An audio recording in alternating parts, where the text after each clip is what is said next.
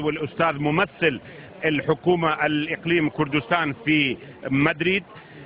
نحن الرياضة والفن خيمة كبيرة لجمع كل الأمم، فنحن الكرد خصوصا كأكراد في إقليم كردستان جئنا لمشاركة في هذه المشاهدة، هذه اللعبة الحلوة.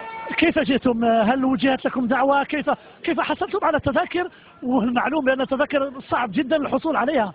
حصلنا على التذاكر الذهبية، ونحن معزومين من ممثل الحكومة إقليم كردستان مع رئيس مجلس إدارة هيمن جروب، فنحن في مقصورة الرئيسية إن شاء الله. نحن نمثل العراقيين والكرد خصوصا.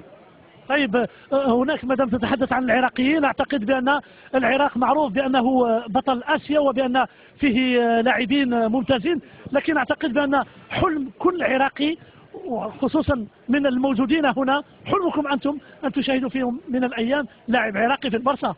طبعا رغم الظروف الذي يمر بها العراق، حلمنا انه الكرة العراقية تصل الى العالم. وكان امنيتنا انه مثلا نجد لواعيب في برشلونة مثل نشأت اكرم، مثل يونس محمود، مثل لواعيب البقية ان يشاركوا في هذا المحفل الرياضي الجميل. بالتوفيق ان شاء الله، وامنية ربما ستتحقق، ليس هناك من مستحيل. تفضل الاخضر. نعود إليك، ابقى معنا. إذا الرياضة حاضرة، لماذا؟ لأن الرياضة تجمع ما تفرقه السياسة. لا نريد أن تكون هذه المواجهة اليوم مواجهة